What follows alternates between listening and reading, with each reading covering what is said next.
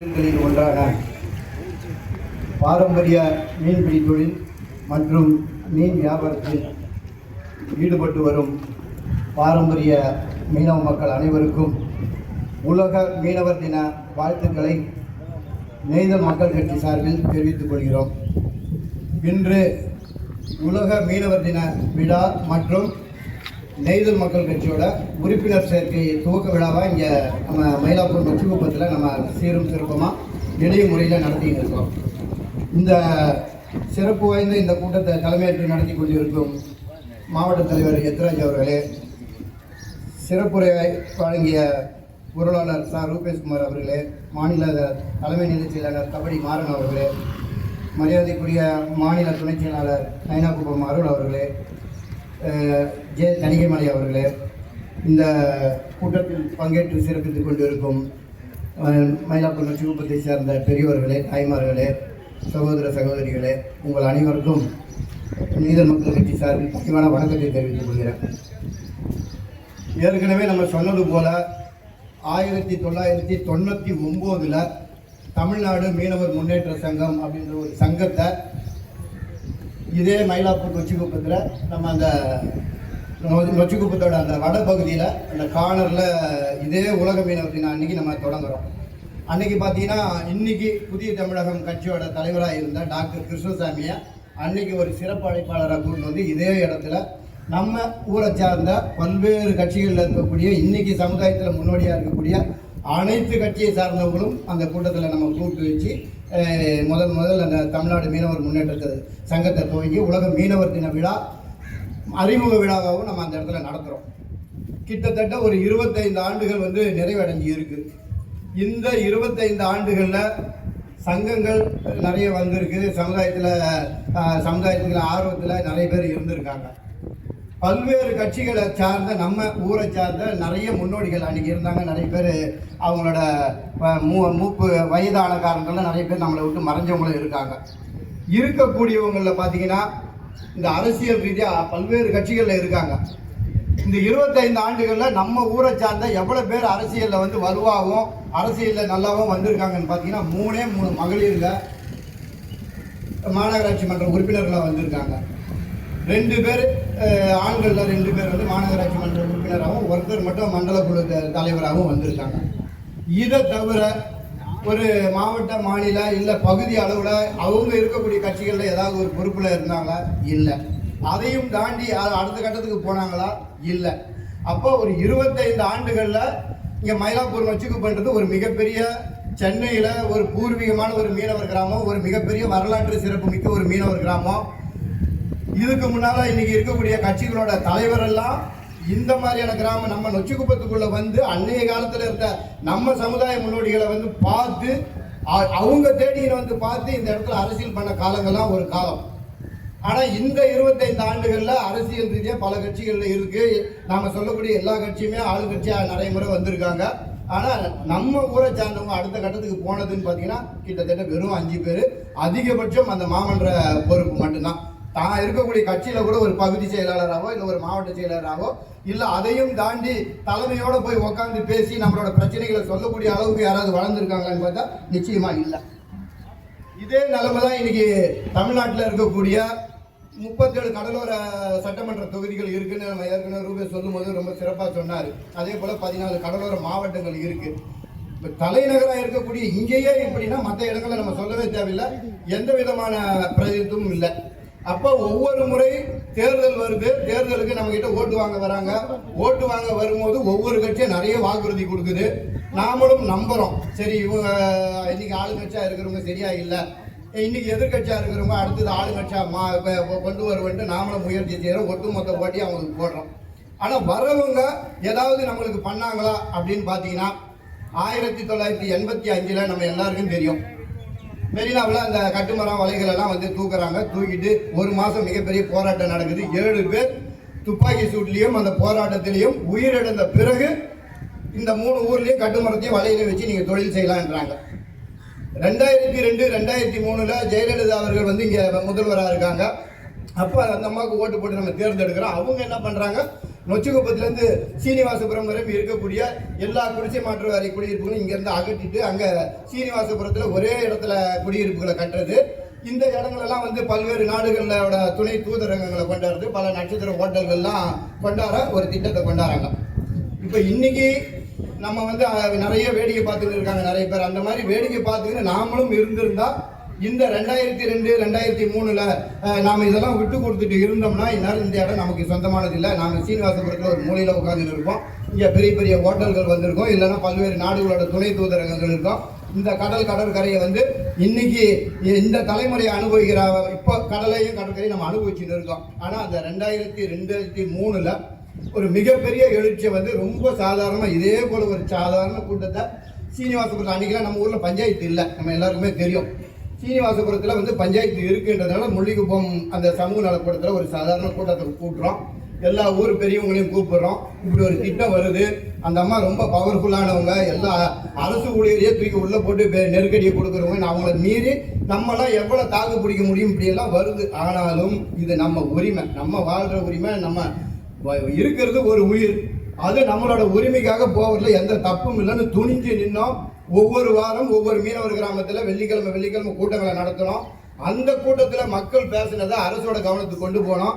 இது எங்கள் வாழ்வாதார பிரச்சனை, எங்களோட குடியிருப்புகளையோ கட்டுமரம் படகுகளையோ இங்கிருந்து அகற்றினா எவ்வளோ உயிர் போனாலும் நாங்கள் கவலைப்பட மாட்டோம், ஆனால் எங்கள் உரிமையை விட்டு கொடுக்க மாட்டேன்றதை தொடர்ந்து பேசணும். அதுக்கப்புறம் அதே சட்டமன்ற கூட்டத்தில் அந்த அம்மா, நான் அவங்களெல்லாம் யாரையும் காலி பண்ண மாட்டேன், 110 விதிகளில் இதே இடத்துல கடற்கரையில் மீனவர்கள் வாழ்வாங்க என்ற உத்தரவாதத்தை கொடுத்தோம். ரைட்டு, முடிஞ்சுது. அதுக்கப்புறம் மறுபடியும் 2009 பார்த்தீங்கன்னா இங்கேருந்து ஒரு பெரிய மேம்பாலம் கொண்டு வரேன் அப்படின்ட்டு அது ஒரு கவர்மெண்ட் வர்றாங்க. அவங்க ஒரு பக்கம் மேம்பாலம் கொண்டு வரேன்றாங்க. அதை எடுத்து நம்ம போராடுறோம். 2015 பார்த்தீங்கன்னா இந்த லூப் சாலைன்னு மறுபடியும் ஒன்று உருவாக்கி ஏற்கனவே இருக்கக்கூடிய இந்த ஒவ்வொரு கிராமத்தையும் இணைக்கக்கூடிய சாலையை வந்து சிமெண்ட் சாலையாக போட போகிறேன், நிறைய வண்டி ஓடிச்சுன்னா நமக்கு நிறைய வியாபாரம் ஆகும் அப்படின்லாம் நிறைய நம்மளுக்கு அதெல்லாம் சொன்னாங்க. ஒரு கடை கூட நாங்கள் எடுக்க மாட்டோம், ரோடை மட்டும் போட்டு கொடுத்துட்டு உங்களை இங்கேயே விற்க விடுவேன் நாங்கள். ஆனால் இன்னைக்கு என்ன நடந்ததுன்னு மட்டும் யோசிங்க. அதை எதிர்த்தோம். அதுக்கப்புறம் நமக்கு குடியிருப்புலாம் ரொம்ப பழுதாகி சுனாமியிலேருந்து நம்ம ரொம்ப நிறைய போராட்டங்கள் இந்த குடியிருப்புக்காக மட்டுமே நம்ம வாழ்க்கையில் கிட்டத்தட்ட ஒரு 20 வருஷம் நமக்கான குடியிருப்புக கேட்டு கேட்டு கேட்டு கேட்டு நம்மளோட வாழ்க்கையே போய் நிறைய பேரோட வாழ்க்கையே போச்சு. அப்புறம் இங்கேருந்து டெம்பரவரி ஷெல்டரில் போனாங்க. நிறைய பெரியவங்க புது குடியிருப்பு பார்க்காமையே அந்த இடத்துல உயிர விடக்கூடிய ஒரு மோசமான சூழல் அந்த தற்காலிக குடியிருப்பில் நடந்தது. இன்னைக்கு நாம் யாரை நம்பி ஓட்டு போட்டோமோ அவங்க ஆளும்போது மட்டும்தான் இவ்வளோ பிரச்சனையும் வந்தது என்று மனசுக்குள்ளே வச்சுக்கிங்க. நமக்கு அரசியல் கட்சி வேணுமா அப்படின்னா சத்தியமாக என்னெல்லாம் கேட்டால் வாழன்னு சொல்கிறது தான் என்னோட முதல் வேலை. அது நம்மளோட வேலை கிடையாது. இன்னைக்கு கல்லோரத்தில் ஒரே சீராக மீனவர்கள் இருக்காங்க. மற்ற மக்களை ஒன்று திரட்டுறதை விட மீனவர்களை திரட்டுறது ரொம்ப ரொம்ப ஈஸியான வேலை. அதெல்லாம் நமக்கு புரியுது. மற்ற இடங்களில் கூட்டத்தை கூட்டினா பணம் தேவைப்படும், ஆனால் நம்ம மக்களை கூட்டினா எந்த காசும் தேவையில்லை. அது நமக்கு ஒரு பிரச்சனைனா மக்கள் வரப்போகிறோம், அதில் வந்து நம்ம பயப்படவே தேவையில்லை. ஆனால் இன்னைக்கு இது போன்ற ஒரு அரசியல் கட்சி இல்லைன்னா கடற்கரையில் நம்ம இருக்க முடியுமான்னு பார்த்தீங்கன்னா சத்தியமாக எதிர்காலத்தில் இல்லை, இப்போதுலேருந்து நம்ம வாழ முடியாது. நம்ம சொன்னது போல ஏற்கனவே 2002 2003 தொடர்ந்து நம்ம உரிமைக்காக அழுத்தங்களை கொடுத்ததுனால மட்டும்தான் இன்னைக்கு இதே இடங்களில் நம்ம வந்து இருந்துன்னு இருக்கோம். இப்பவும் நிறைய திட்டங்களை கொண்டு வராங்க. கடல்லையும் சரி கடற்கரையிலும் சரி நீலக்கொடி திட்டம்னு ஒன்று கடற்கரையில் கொண்டாடுறாங்க. இந்த அழகுபடுத்துறது நம்ம வந்து இந்த அழகு என்ற பேரில் நம்ம தொழில் நம்மளோட வாழ்வாதாரத்தை இங்கேருந்து கொஞ்சம் கொஞ்சமாக கொண்டு போயிட்டு இந்த கல்லோரம் என்றது கோடிக்கணக்கான ரூபாய் மதிப்புள்ள ஒரு கடற்கரை. இந்த இடத்த வந்து தனியாருக்கோ இல்லை ஏதாவது ஒரு ஹோட்டல் முதலாளிக்கோ கொடுக்கக்கூடிய அரசியல்வாதி பெரிய அளவில் போய் செட்டில் ஆக முடியும், ஒரு பெரிய வருவாயை பார்க்க முடியும். அரசாங்கத்துக்கு பேருக்கு எதையாவது கொடுத்துக்கிட்டு இந்த இடத்த மாற்றணும், என் பீரியடில் நான் இதை வந்து பண்ணேன் அப்படின்ட்டு அவன் பேர் எடுக்கணும். ஆனால் ஓட்டு நம்ம போடணும், ஆனால் நம்ம வெளியே போயிட்டு முதலாளிங்க இங்கே வாழணும்னு நினைக்கக்கூடியவங்க தான் இருக்காங்க. இப்போ கடலில் பார்த்தீங்கன்னாக்கா ஏற்கனவே நம்ம சொல்லியிருக்கோம், இங்கேருந்து மேம்பாலம் வந்து எண்ணூர்லேருந்து மாமல்லபுரம் வரைக்கும் நல்லா தெரியும். ரோடு நல்லா இருக்குது. ரோட்டில் ஒரு டிராஃபிக் இருக்குன்னா அந்த ரோட்டை நல்லா அகலப்படுத்துங்க, தேவையான இடங்கள பாலம் போடுங்க. கடலில் எதுக்குடா உங்களுக்கு பாலம்னு நம்ம திரும்ப கேட்குறோம். எதுக்கு என்ன பண்ண போறீங்க?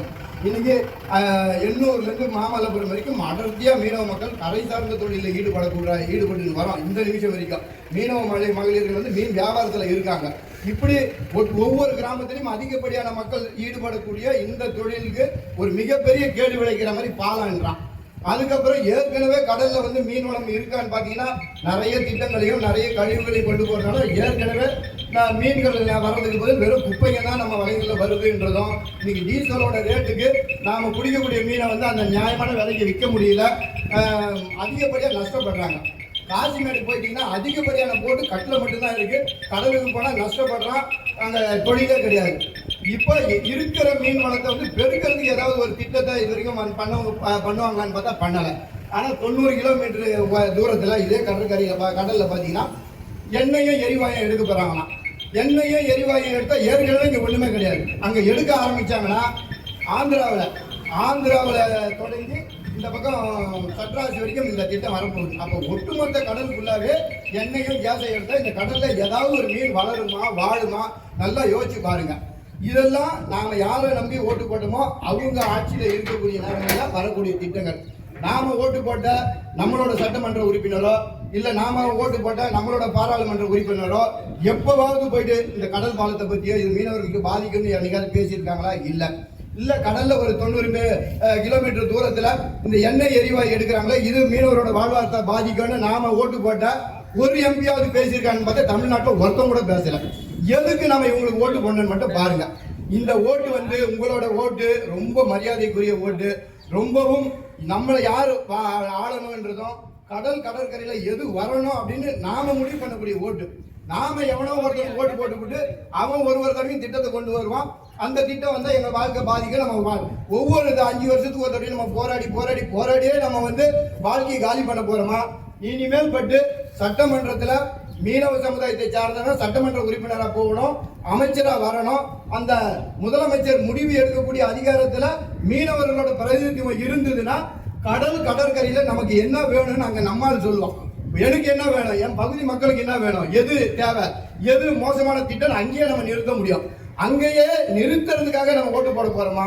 இல்ல ஓட்டை போட்டுவிட்டு எவனோ 5 வருஷத்துக்கு ஒருத்தர் ஜெயிக்கிற மாதிரி ஜெயிக்க வச்சுவிட்டு எங்களை ஓட்டை காலி பண்ணாத, எங்களை இங்க கடையை வைக்க விடாத, இப்படின்னு நம்ம வந்து போராட போறோமான்னு மட்டும் பாருங்க. மகளிர்களுக்கெல்லாம் மறுபடியும் இன்னொன்று சொல்ல போற விஷயம் வந்து இப்போ மீன்வளத்துறைன்னு ஒன்று இருக்கு.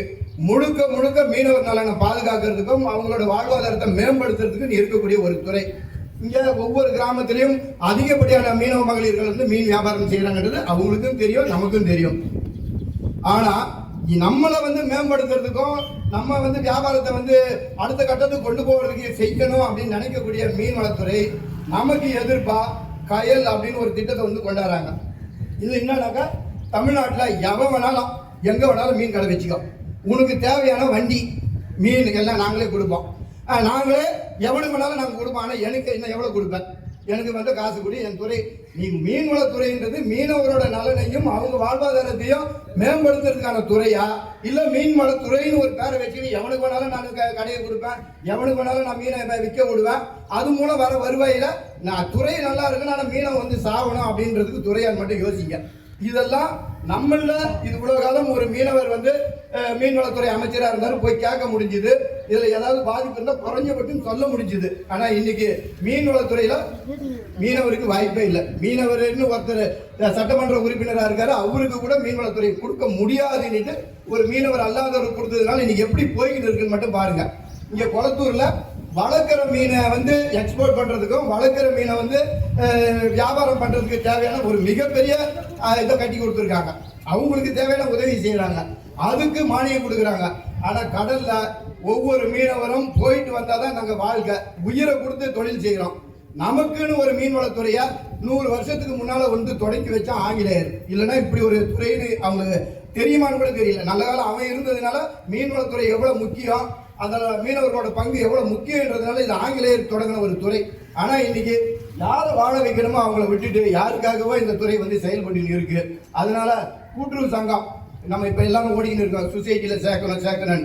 8 வருஷமா இங்க தலைவரே கிடையாது, 8 வருஷமா தலைவர் இருக்காரு, இல்லாம போறாரு. ஆனா மீன்வளத்துறைக்கு பொறுப்பு இருந்து எங்க தலைவர் இல்லையோ அந்த இடத்துல அவங்க பொறுப்பு எடுத்துங்க. ஒவ்வொரு 18 வயசான யங்ஸ்டரையும் அந்த கூட்டுறவு சங்கத்துக்குள்ள கொண்டு போகணும். இது வரைக்கும் 8 வருஷத்துல நம்மளால சேர்க்க முடிச்சுட்டான்னு பார்த்தா ஒருத்தர் கூட சேர்க்க முடியல. 65 இளைஞர்கள் ஏற்கனவே கூட்டுறவு சங்கத்தில் உறுப்பினராக இருக்கான். உறுப்பினராக இருக்கிறவங்க கூட்டுறவு சங்க பணத்தை இது 8 வருஷமா கட்ட முடியல, ஒரு நாள் 2 நாள் கிடையாது. 8 வருஷமா உறுப்பினரா இருக்கிறவன் அவன் காசை கட்ட முடியாம இருந்தா, இப்போ ஆட்சி எல்லாம் முடிவுக்கு வந்து இனிமேல் தேர்தல் வர போகுதுன்னு போது இப்பதான் அந்த 65 பேருக்கு காசு, அதுவும் இந்த 65 பேருக்கும் காசு வருமா இல்ல அது போவாங்களான்றது அது ஒரு கேள்விக்குறி. இவ்வளவு இந்த 8 வருஷத்துல புது உறுப்பினரை சேர்க்கணும்னு பல முறை கேட்டோம், பதிலே கிடையாது. இப்போ இன்னும் ஒரு 6 மாசம் தேர்தல் இருக்குது. இப்போ மீனவர் கூட்டு சங்கத்தில் சேர்க்கறன்னு எடுத்து போறாங்க. எவ்வளவு பேரை சேர்ப்பாங்கன்றது ஒரு கேள்விக்குறி. இதெல்லாம் வந்து நம்ம வாழ்வாதாரத்தை வந்து பாதுகாக்கிறேன், நம்ம வாழ்வாதாரத்தை மேம்படுத்துறேன் அப்படின்னு சொல்லிட்டு முழுக்க ஒரு ஃபார்மாலிட்டிக்கு ஏதாவது ஒன்று செய்யறது, ஓட்டை வாங்குறது அப்படின்ற ஒரு போக்கு இருக்கு. தயவு செய்து நாங்கள் ஒவ்வொரு கடலோர மாவட்டங்கள்லையும் ஒவ்வொரு கிராமத்துக்கும் போய்கிட்டு இருக்கோம். அண்ணன் சொன்னார் ஒவ்வொரு ஊர்லேயும் என்ன பிரச்சனை இருக்குன்றது போது, நைனாகுப்பத்தில் பாரம்பரியமாக அவன் பாட்ட முப்பாட்ட காலத்துலேருந்து பயன்படுத்துகிற சுடுகாடு, அந்த சுடுகாடை எவனோ ஒருத்தன், ஏன்னா பல கோடி ரூபாய் மதிப்பு இருக்கக்கூடிய அந்த சுடுகாடை தூக்கிட்டா அந்த லேண்டோட வேல்யூ இன்னும் 1 ஏக்கரை வந்து நாங்கள் விற்று நாங்கள் இன்னும் கோடீஸ்வரன் ஆகிடுவோம், இந்த சுடுகாட்டால் விலை போகலன்ட்டு அந்த சுடுகாட்டை கூட எடுக்கிறதுக்கு ஒரு வேலையை பார்த்துக்கிட்டு ஒரு மிகப்பெரிய பிரச்சனை வந்தது. ஒரு நபர் வந்து இறந்தாரு. அந்த இறந்த நேரத்தில் நம்ம எல்லாரும் போயிட்டு மகளிர்கள் இங்கே நம்ம நொச்சிக்குப்பத்தில் எப்படி மீன் அங்காடிக்கும் குடியிருப்புக்கும் நம்ம கங்கா பவானி அம்மன் கோயிலுக்கு ஒரு பிரச்சனை வரும்போது இங்கே நம்ம ஊரில் எப்படி வந்து திரண்டு வந்து உரிமைக்காக நின்னாங்களோ அந்த மாதிரி நைனாகுப்பத்தில் நம்ம மீனவர்களும் மீனவர் இல்லாத தலித் சமுதாயத்தை சேர்ந்த மகளிர்களும் ஒரு முழுக்க நம்மளுக்கு ஒத்துழைப்பு கொடுத்ததுனால இன்னைக்கு அந்த சுடுகாடு மறுபடியும் அவங்க கையில திரும்ப வந்திருக்கு, அந்த உரிமையை வாங்கியிருக்கோம். இது வெறும் ஒரு நைனாகுப்பம் இல்லை, அப்ப திருவான்மையூர் குப்பத்திலையும் இந்த பிரச்சனை இருக்கு, ஓடகுப்பத்தில் பிரச்சனை இருக்கு. நல்லா யோசிச்சு பாருங்க, நம்ம பாட்ட முப்பாட்ட காலத்துல இருந்து பயன்படுத்தின சுடுகாடை கூட பயன்படுத்த முடியல கடற்கரையில இருக்கிறதுன்றதுனால. ஏன்னா கடற்கரை அவ்வளவு விலை உயர்ந்தது. அங்க நம்மளை தூக்கி போயிட்டு வேற எந்த சுடுகாட்டில நீ பொச்சிக்கா எரிச்சிக்கா, ஆனா இந்த இடத்த எமா முதலாளி வரானா அவங்க கையில கொடுங்கன்றதுக்கு பேரம் பேசுறதுக்கு தான் இங்க ஆள் இருக்காங்க. அதனால தயவு செய்து நமக்குன்னு ஒரு கட்சி கண்டிப்பா வேணும். அது நெய்தல் மக்கள் கட்சியா சென்னையில் இருக்கக்கூடிய பல்வேறு அமைப்பை சார்ந்தவங்க, தமிழ்நாட்டில் இருக்கக்கூடிய முக்கியமாக இருக்கக்கூடிய எல்லாருமே ஒன்று சேர்ந்து நமக்கான ஒரு அமைப்பு வேணும்ன்றத சொல்லி கடந்த ஆண்டு தொடங்கி வச்சாங்க. இப்போ இந்த ஆண்டு வந்து பதிவுக்கான வேலை போயிட்டு அநேகமாக ஜனவரிக்கு அந்த பதிவு நம்ம கைக்கு வந்துடும் என்ற நம்பிக்கையில் இப்போ தொடர் கூட்டங்களை வந்து நம்ம நடத்திட்டு இருக்கோம். இது நெய்தல் மக்கள் கட்சியில் உறுப்பினராக சேர்றதுன்றது நம்ம சமுதாயத்துக்கான பெருமையான விஷயம். அதில் வந்து யாரும் அதுக்கு தயங்க வேண்டியதில்லை. நான் இத்தனை வருஷம் திமுகவில் இருந்தேன், இத்தனை வருஷம் அதிமுகவில் இருந்தேன், என் பாட்ட முப்பாட்ட காலத்திலேருந்து காங்கிரஸ்ல இருந்தேன், பிஜேபியில் இருந்தேன்னு சொல்றதை விட ஏன் சமுதாயத்து கட்சியில் நான் உறுப்பினராக இருக்கின்றது மிக பெருமைப்பட வேண்டிய விஷயம். நமக்கு ஒண்ணுனா வந்து நிற்கிறவன், மீனவருக்கு ஒண்ணுனா மீனவன் மட்டும்தான் ஃபர்ஸ்ட் நிற்பான், மீதி எல்லாம் தள்ளி தான் நிற்பான்றத பல முறை நம்மளுக்கு பிரச்சனை வரும்போது பார்த்துருக்கோம். நாம இருக்கிறது சென்னையோட தலைநகரா இருக்கக்கூடிய மெரினா கடற்கரைன்றதுனால எவன் ஆட்சிக்கு வந்தாலும் அவங்களோட கண்ணு இந்த பகுதிகளில் இருக்கு. இங்க இருந்து சீனிவாசபுரம் வரைக்கும் வாழக்கூடிய 10 கிராம மக்களும் தினம் பிரச்சனைக்கு நடுவில் தான் வாழ்ந்துன்னு இருக்கோம். அடுத்த தேர்தலையும் யாருக்கோ ஓட்டு போட்டு மறுபடியும் நம்ம இப்படி வாழ போறோமா, நாம தலை நிமித்து வாழணும் அப்படின்னு நினைக்க போறோமான்றதை மட்டும் நீங்க முடிவு பண்ணுங்க. ஏற்கனவே சொன்னது போல ஒரு காலத்துல காமராஜர் வந்தார், ஒவ்வொரு கிராமத்துக்கும் அந்த கிராமத்தில் இருக்கக்கூடிய நம்ம முன்னோடிகளை வந்து பார்த்து அவங்க தேடின்னு வந்து பார்த்தது ஒரு காலம். அதுக்கப்புறம் எம்ஜிஆர் வந்தார். எம்ஜிஆர் வரும்போதும் ஒவ்வொரு கிராமத்திலையும் இருக்கக்கூடிய பெரியவங்களை வந்து பார்த்து நீங்க வந்து கட்சியில சேருங்க, உங்களை பெரிய அரசியல் ரீதியாக உங்களை வளர்த்து விடுறேன்னு சொன்னார். ஆனால் எவ்வளவு பேர் போனாங்கன்னு தெரியாது. காங்கிரஸ்ல காலகாலமா இருக்காங்க. அதனால நல்லா யோசிச்சு பாருங்க, ஒரு காலத்துல அரசியல் தலைவர்களும் கட்சிகளும் ஒவ்வொரு கிராமத்தை தேடி வந்தது. ஆனா இப்ப இருக்கக்கூடிய காலங்களில் பாத்தீங்கன்னா நாம தேடி ஓடின்னு இருக்கோம். இந்த சென்னைக்கே சம்பந்தம் இல்லாதவனா சென்னையில வந்து குடியேறிட்டு அவன் தான் அரசியல்வாதியாகவும் அவன் தான் இன்னைக்கு கட்சிகள்ல பல்வேறு பொறுப்புகளையும் இருக்கான். அவங்கிட்ட போய் நிக்கிறது பெருமையா இல்ல நமது சமுதாயத்துல நம்ம முன்னால உட்கார்ந்து இருக்கக்கூடிய இது போல இளைஞர்களை வந்து நம்ம சமுதாயத்துல ஒரு ஆளுமையா ஆக்கிட்டு சமுதாயத்தை பாதுகாக்கிற வேலையை நீங்க பாருங்க, நாங்க துணை நிக்க போறோம்னு சொல்றது பெருமையான்றதை மட்டும் நீங்க பாருங்க. இந்த 25 ஆண்டுகளுக்கு மேல இந்த குடியிருப்புகளை காலி பண்ணணும்னு நினைச்ச அன்னையில இருந்து இன்னி வரைக்கும் எல்லா விஷயத்திலும் முன்னோட்டியா இருந்திருக்கோம். நிறைய விஷயங்களை வந்து நம்ம சக்சஸ் பண்ணியிருக்கோம். நம்ம ஊரை பொறுத்த வரைக்கும் 2017 தான் பஞ்சாயத்துன்னு ஒன்று உருவாச்சு. அதுக்கப்புறம் நிறைய விஷயங்களை வந்து நம்ம மாற்ற முடிஞ்சுது. ஆனால் அதுக்கு முன்னால பஞ்சாயத்தே இல்லாத நேரங்கள்லையும் எங்கெல்லாம் பஞ்சாயத்து இருக்கோ அந்த கிராமங்களை நம்ம கைக்குள்ள வச்சுக்கிட்டு நிறைய விஷயங்களை வந்து சாதிச்சிருக்கோம். இன்னைக்கு அதே போல தேர்தல் 2026 வருது.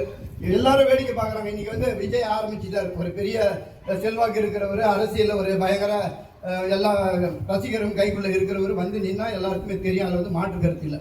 திமுக ஒரு 50 ஆண்டு 60 ஆண்டு ஒரு கட்சி, அதிமுக அதுவும் ஒரு பழமையான கட்சி, காங்கிரஸ் அதுவும் ஒரு பழமையான கட்சி.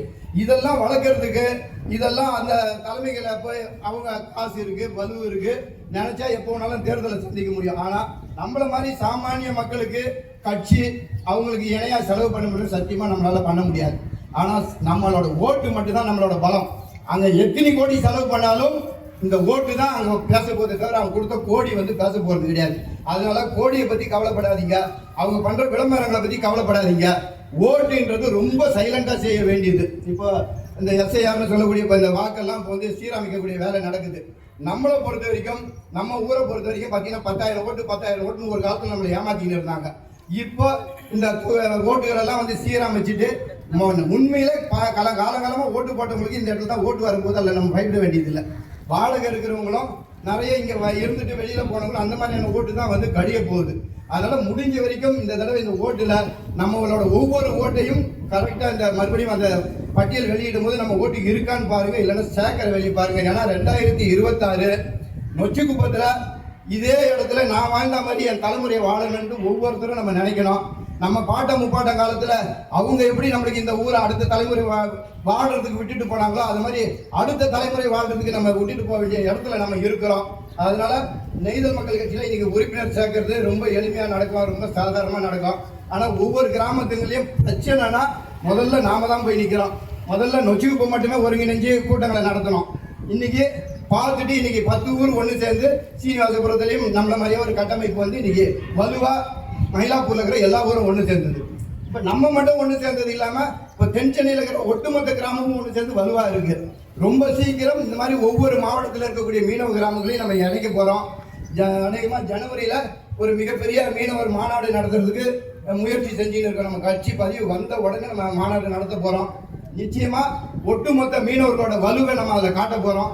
2026 தேர்தல் நம்மளோட வாழ்வாதாரத்துக்கும் நம்மளோட குடியிருப்புகளை பாதுகாக்கிறதுக்கும் கடற்கரையில யார் வாழணும், எந்த மாதிரியான திட்டம் வரணும்னு முடிவெடுக்கக்கூடிய தேர்தல். தயவு செய்து நீங்க எந்த கட்சியை சார்ந்தவங்களானாலும் நேரத்து வரைக்கும் இருக்காது, தப்பு இல்லை. எந்த வரப்போற தேர்தல் வந்து நமக்கான தேர்தலா இருக்கணும், நம்ம தலைமுறைக்கான தேர்தலா இருக்கணும். அடுத்த தலைமுறை நாம இந்த ரோட்டை தாண்டி இருக்கக்கூடிய அரசியல்வாதியை தேடி நம்ம ஓட போறோமா, இல்ல எந்த கட்சியா இருந்தாலும் சரி, எந்த அரசியல்வாதியா இருந்தாலும் சரி, நம்ம ஊரை தேடி வரணுமான்றதை மட்டும் முடிவு செய்யக்கூடிய ஒரு வேலை இருக்கு.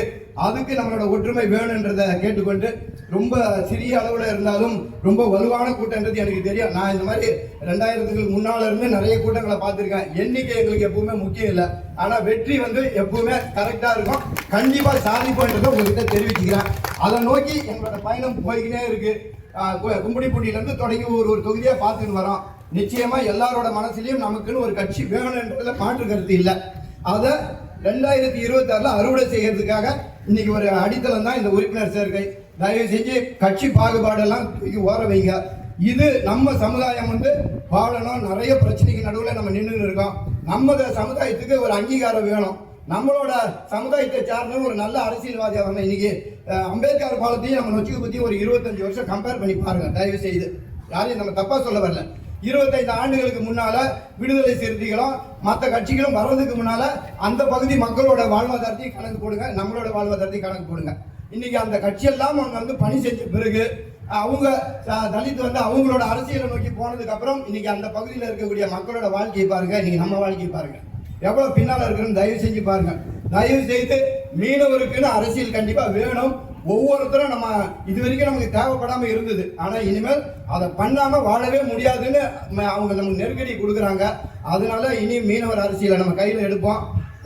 இந்த கடற்கரைனாலே நீளம் அப்படின்னாலே நம்ம நெய்தல் மக்கள் கட்சி கொடி மட்டும்தான் இருக்கணும் என்றதை நம்ம தெரிவித்துக் கொண்டு, மீது எந்த மத்திய அரசா இருந்தாலும் சரி, மாநில அரசா இருந்தாலும் சரி, அவங்க கொண்டு வர நீலக்கொடியெல்லாம் தூக்கி ஓரம் போட்டுவிட்டு இந்த நீலக்கொடி மட்டும்தான் கடற்கரையில் இருக்கும் அப்படின்றத தெரிவித்துக் கொண்டு வாய்ப்பளித்த உங்கள் அனைவருக்கும் நன்றி கூறி விடைபெறுகிறேன். நன்றி.